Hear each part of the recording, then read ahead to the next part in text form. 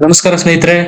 ಪ್ರಜ್ವಲ್ ರೇವಣ್ಣರ ಪ್ರಕರಣದಲ್ಲಿ ಆಡಿಯೋ ಮತ್ತು ವಿಡಿಯೋಗಳ ಬಾಂಬ್ಗಳು ಸಿಡಿತಾ ಇರೋದು ನಿಮಗೆಲ್ಲ ಗೊತ್ತೇ ಇದೆ. ಇತ್ತೀಚೆಗೆ ದೇವರಾಜೇಗೌಡ್ರೆ 100 ಕೋಟಿ ನನಗೆ ಆಫರ್ ಮಾಡಲಾಗಿತ್ತು, 5 ಕೋಟಿ ರೂಪಾಯಿ ಅಡ್ವಾನ್ಸ್ ಸಹ ನನಗೆ ಕಳಿಸಲಾಗಿತ್ತು ಅನ್ನೋ ಬಾಂಬ್ ಸಹ ಸಿಡಿಸಿದ್ರು. ಅದಾದ ಮೇಲೆ ಶಿವರಾಮೇಗೌಡರು ಮತ್ತು ದೇವರಾಜೇಗೌಡರ ನಡುವೆ ಸಂಭಾಷಣೆ ನಡೆದಿದೆ ಅನ್ನಲಾದ ಮತ್ತೊಂದು ಆಡಿಯೋ ಬ್ಲಾಸ್ಟ್ ಆಯ್ತು. ಅದರಲ್ಲಿ ಶಿವರಾಮೇಗೌಡರು ಹೇಳ್ತಾರೆ, ದೇವೇಗೌಡರು ಇನ್ನೂ ಬದುಕಿದ್ದಾರಲ್ಲ, ಇಷ್ಟೆಲ್ಲ ಆದ್ಮೇಲೂ ಆತ್ಮಹತ್ಯೆ ಮಾಡ್ಕೊಂಡಿಲ್ವಲ್ಲ ಅಂತ. ಇದಾದ ಮೇಲೆ ಈಗ ಜೆಡಿಎಸ್ ನವರು ಶಿವರಾಮೇಗೌಡರು ಮತ್ತು ಕಾಂಗ್ರೆಸ್ ಮೇಲೆ ಮುರಿದು ಬಿದ್ದಿದ್ದಾರೆ.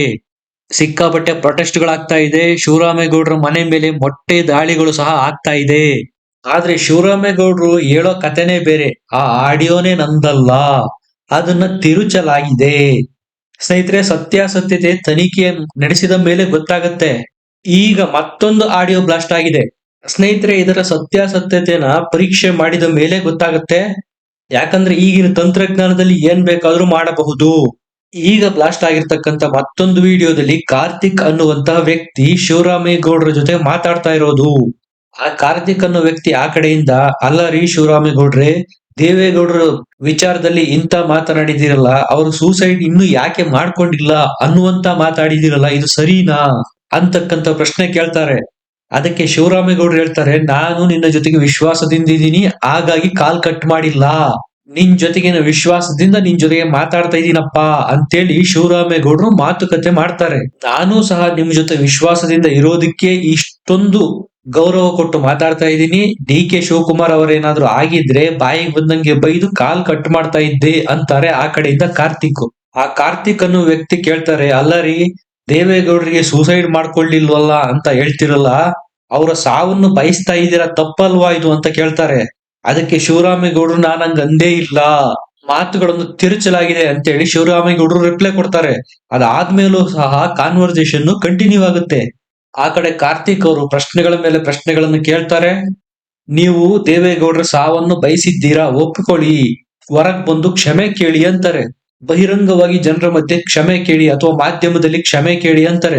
ಒಂದು ಹಂತದಲ್ಲಿ ಇದನ್ನ ನಾನು ಮಾತಾಡಿದ್ದೇನೆ ಅಂತ ಶಿವರಾಮೇಗೌಡರು ಒಪ್ಪಿಕೊಂಡಂತೆನೂ ಆ ಆಡಿಯೋದಲ್ಲಿ ಕಾಣಿಸುತ್ತೆ. ನಾನವನಲ್ಲ, ನಾನು ಆ ಮಾತುಗಳನ್ನೇ ಆಡಿಲ್ಲ, ಮೀಡಿಯಾದ ಯಾವ ಮಾಧ್ಯಮ ಮಿತ್ರರಿಗೂ ನಾನು ಉತ್ತರ ಕೊಡೋದಿಲ್ಲ ಅಂತಾರೆ ಶಿವರಾಮೇಗೌಡರು. ಅದೇ ನಿಮ್ದೇನು ಆಡಿಯೋ ಒಂದು ವೈರಲ್ ಆಗ್ತಾ ಇದೆ. ಇಲ್ಲ ಸರ್, ಅದೆಲ್ಲ ತಿರುಸಿ ಪರುಸಿ ನನ್ ಮಗ ಏನೇನೋ ಮಾಡ್ಬಿಟ್ಟಿದ್ದಾನೆ.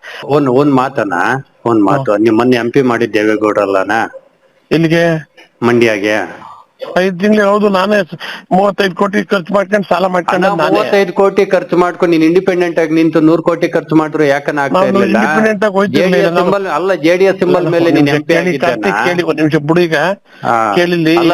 ಇರ್ಲಿ, ಅದ್ ಏನಾದ್ರೂ ಇರ್ಲಿ ಅಣ್ಣ, ದೇವೇಗೌಡರು ಸಾವು ಬಯಸುವಷ್ಟು ದೇವರಣ್ಣ ಹಂಗ ಹೇಳಿಲ್ಲ ಬಿಡುಗರು, ನೀನ್ ಸುಮ್ನೆ. ನಿಮ್ ತಾಯಿ ಹೆಣ್ಣು ಅನ್ನಿಲ್ವನ? ಕೇಳೇ ಇಲ್ಲಿ, ನಾನು ಹೇಳದ್ ಕೇಳ್ಕೊ, ದೇವರನ್ನ ಹೇಳ್ತೀನಿ. ಗೌರವ ಕೊಡ್ತಾ ಇದ್ದೀನಿ. ಅದಕ್ಕೋಸ್ಕರಲೇ ನಾನು ನಿನ್ ಅದ್ರ ಇನ್ನಾದ್ರೂ ಆಗಿದ್ರೆ ಫೋನ್ ಕಟ್ ಮಾಡ್ತಿದ್ದೆ. ಕಾರ್ತಿಕ್ ಅಂತಲೇ ಮಾತಾಡ್ತಾ ಇದ್ದೀನಿ, ಕೇಳ್ಕೊ. ಆ ಕೇಳಿ ಮಾತಾಡುವಾಗ ಅವನು ನನ್ನನ್ನು ಏನೇನೋ ಬಾಯಿ ಬಿಚ್ಚಿಟ. ಅವೆಲ್ಲ ಅವ್ನು ನನ್ನ ಮಗ ನಮಗೆ ರೆಕಾರ್ಡ್ ಮಾಡಿಲ್ಲ. ನೀವು ಬಿಡ್ರ ನಾವೆಲ್ಲ ನಾವು ಹಂಗೆಲ್ಲ ಮಾಡಿಲ್ವಲ್ಲ. ಈಗ ಒಂದ್ ತಿಳ್ಕೊ ಕಾರ್ತಿಕ್, ಕೇಳಿಲ್ಲ, ಅವ್ನ ಭೇಟಿ ಮಾಡಿರೋದೇ ನಾನು 29ನೇ ತಾರೀಕು.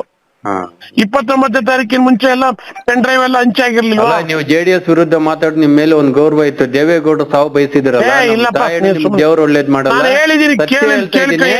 ಸತ್ಯ ಹೇಳ್ತಾ ಇದ್ದೀನಿ. ದೇವೇಗೌಡರೆಲ್ಲ ಸೂಸೈಡ್ ಮಾಡ್ಕೊಳ್ಳಿ, ನೀವು ಸೂಸೈಡ್ ಮಾಡ್ಕೊಂತೀರಿ.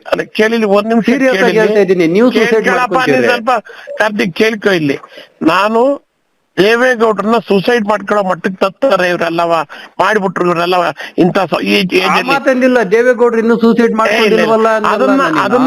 ಅದನ್ನೇ ಈಗ ನಾನು ಸ್ಪಷ್ಟೀಕರಣ ಕೊಟ್ಟೆ. ನನ್ ಮಕ್ಳಿಗೆ ಮಾಡ್ಯಾವ್ ನೀವು, ನನ್ ಮಗ ಇವನು ಇನ್ನು ಏನೇನ್ ಮಾಡ್ಕೊಂಡ್ ಬಿಡ್ತಾವ. ದೇವೇಗೌಡ ಸೂಸೈಡ್ ಮಾಡ್ಕೊಂಡೆ ನಿಮ್ ಖುಷಿನ? ನೀನ್ ಸುಮ್ನೆ ಅಲ್ಲ, ನೀವು ಮಾತಾಡಿರೋ ರೀತಿ ಆ ರೀತಿ ಇತ್ತು. ಕಾರ್ತಿಕ್, ಒಂದ್ ನಿಮಿಷ ಕೇಳ್ಕೊ ಇಲ್ಲಿ. ನಾನ್ ನಿನ್ಗೆ ಹೇಳ್ತಾ ಇದ್ದೀನಿ, ನಾನು ಗೌರವ ಕೊಟ್ಟು ನಿನ್ಗೆ ಮಾತಾಡ್ತಾ ಇದ್ದೀನಿ. ನಾನು ನಿನ್ಗೆ ವಿಶ್ವಾಸ ಇದ್ದಿದ್ದಕ್ಕೆ ನಾನು ಗೌರವ ಕೊಡ್ತಾ ಇದ್ದಿದ್ದು. ಅದೇ ಪ್ಲೇಸ್ ಅಲ್ಲಿ ಬೇರೆ DK ಶಿವಕುಮಾರ್ ಆಗಿದ್ದು ನಾನು ಬೈಕ್ ಬಂದಂಗ್ ಬೈದ್ ಬಿಡ್ತಾ ಇದ್ದೀನಿ. ನಿಮ್ ಮೇಲೆ ವಿಶ್ವಾಸ ಇರೋದಕ್ಕೆ ನಾನು ಮಾತಾಡ್ತಾ ಇರೋದು ಗೌರವ ಕೊಟ್ಟು. ನಾನು ನಿನ್ ಮೇಲೆ ವಿಶ್ವಾಸ ಇಟ್ಕೊಂಡೆ ಹೇಳ್ತಾ ಇದ್ದೀನಿ. ನಾನ್ ದೇವರಾಣಿಗೂ ನಾನು ಆ ಮನಸ್ಸಿನಲ್ಲಿ ಹೇಳಿಲ್ಲ. ಅವ್ನು ನನ್ನ ಮಗ. ನಾಳೆ ಬೆಳಿಗ್ಗೆ ಮೀಡಿಯಾ ಮುಂದೆ ಹೋಗಿ ಕ್ಷಮೆ ಕೇಳ್ರಿ. ನಾನು ನಾಳೆ ಕೇಳಿ ಆಯ್ತು. ಇನ್ನು 15 ದಿವಸ ನಾನು ಯಾವ ಟಿವಿವರೆಗೂ ಸಿಕ್ಕಲ್ಲ ನಾಳೆಯಿಂದ. ಹಂಗಾರೆ ಅಲ್ಲ ನೀನ್ ಅಂದಿದೀಯ ಅಂತ ಪಬ್ಲಿಕ್ ಆಗಿ ನೀನು ಒಪ್ಕೊಂತ ಇದೀಯ. ತೊಡಲಿ ಕೇಳಿಲ್ಲಿ ಅಲ್ಲ ನೀನ್ ಅಂದಿಲ್ಲ, ಪ್ರೆಸ್ ಮೀಟ್ ಮಾಡಿ ನೀನು ಬಿಡು, ನಾನು ಮಾತಾಡಿದ್ದೀನಿ ಬಿಡು, ಈಗ ಆಯ್ತು. ಸ್ನೇಹಿತರೆ, ಈ ಕಾರ್ತಿಕ್ ಮತ್ತು ದೇವರಾಜೇಗೌಡರ ನಡುವಿನ ಆಡಿಯೋದಲ್ಲಿ ನಡೆದಿರ್ತಕ್ಕಂಥ ಸಂಭಾಷಣೆಗಳು ಸತ್ಯನೇ ಆಗಿದ್ದರೆ ನಿಜಕ್ಕೂ ಇದು ಮುಂದೆ ರಾಜ್ಯ ಸರ್ಕಾರದ ಭವಿಷ್ಯಕ್ಕೆ ತೊಂದರೆ ಕಟ್ಟಿಟ್ಟ ಬುತ್ತಿ. ಯಾಕಂದ್ರೆ ಇಲ್ಲಿ ದೇವೇಗೌಡರಂತ ಮುತ್ಸದ್ದಿ ನಾಯಕನಿಗೆ ಅವಮಾನ ಮಾಡಲಾಗಿದೆ ಅಂತ ಜನರು ಭಾವಿಸಬಹುದು. ಇಷ್ಟು ದಿವಸ ಶಿವರಾಮೇಗೌಡರು ತಾನು ಮಾತಾಡಿಲ್ಲ, ಆಡಿಯೋ ನಂದಲ್ಲ ಅಂತ ಈ ಹಿಂದಿನ ಆಡಿಯೋ ಮತ್ತು ವಿಡಿಯೋಗಳ ಬಗ್ಗೆ ಹೇಳ್ತಾ ಇದ್ರು. ಆದ್ರೆ ಈಗ ಕಾರ್ತಿಕ್ ಅವರ ಜೊತೆಗೆ ಮಾಡಿರ್ತಕ್ಕಂಥ ಸಂಭಾಷಣೆಯಲ್ಲಿ ಕೊನೆಗೆ ಹೌದು ನಾನೇ ಮಾಡಿರೋದು, ಏನೀಗ ಅಂತ ಒಪ್ಪಿಕೊಂಡಿದಾರೇನೋ ಅನ್ನುವಂತಹ ಕಾನ್ವರ್ಸೇಷನ್ ಹೊರಗ್ ಬಿದ್ದಿರೋದೀಗ. ಇಷ್ಟೆಲ್ಲ ಆದ್ಮೇಲೆ ಈಗ ಕುಮಾರಸ್ವಾಮಿ ಅವರು ಕೆಂಡಾಮಂಡಲ ಆಗಿರೋದಂತೂ ನಿಜ. ಪ್ರಜ್ವಲ್ ರೇವಣ್ಣ ಅವರ ಕೇಸಲ್ಲಿ ಏನಾಗುತ್ತೋ ಏನ್ ಬಿಡುತ್ತೋ ಅದ್ರ ಬಗ್ಗೆ ಅವರು ಜಾಸ್ತಿ ತಲೆ ಕೆಡಿಸ್ಕೊಂಡಿಲ್ಲ.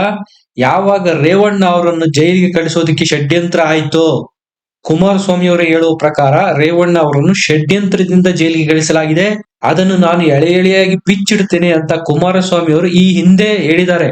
ಪ್ರಜ್ವಲ್ ರೇವಣ್ಣರ ಬಗ್ಗೆ ಅವರು ಏನೂ ಮಾತಾಡೋದಿಲ್ಲ, ತಪ್ಪು ಮಾಡಿದ್ರೆ ಶಿಕ್ಷೆ ಆಗ್ಲಿ, ಉಪ್ಪು ತಿಂದವರು ನೀರು ಕುಡಿಲೇಬೇಕು ಅಂತ ಈ ಹಿಂದೆನೆ ಕುಮಾರಸ್ವಾಮಿ ಅವರು ಹೇಳಿದ್ದಾರೆ.